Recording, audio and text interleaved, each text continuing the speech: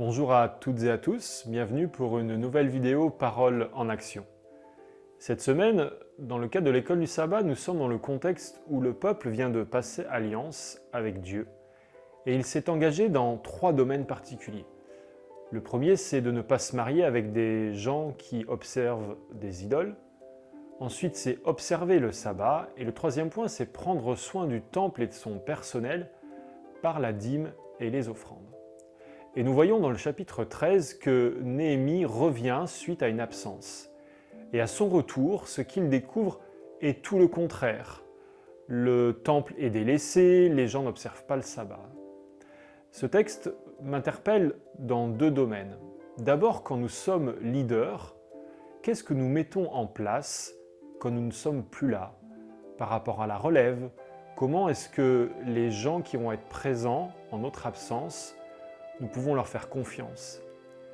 Le deuxième point qui m'interpelle, c'est comment est-ce que j'agis quand un leader est absent? Est-ce que j'ai besoin que quelqu'un me surveille pour être sûr que les choses soient faites correctement? Est-ce qu'il y a besoin d'un gardien? Et ces 2 domaines m'amènent à réfléchir aussi sur le contexte de Néhémie. Nous sommes dans un contexte de réforme. Le peuple s'est réformé, le peuple a été encouragé à se réformer, à revenir vers Dieu. Ce qui m'interpelle, c'est est-ce que les réformes que nous voulons vivre, est-ce qu'elles sont imposées ou ce sont des démarches qui viennent de l'intérieur, des démarches que je choisis de mettre en place personnellement dans ma vie? Et je pense que l'effet, l'impact, la conséquence sera totalement différent.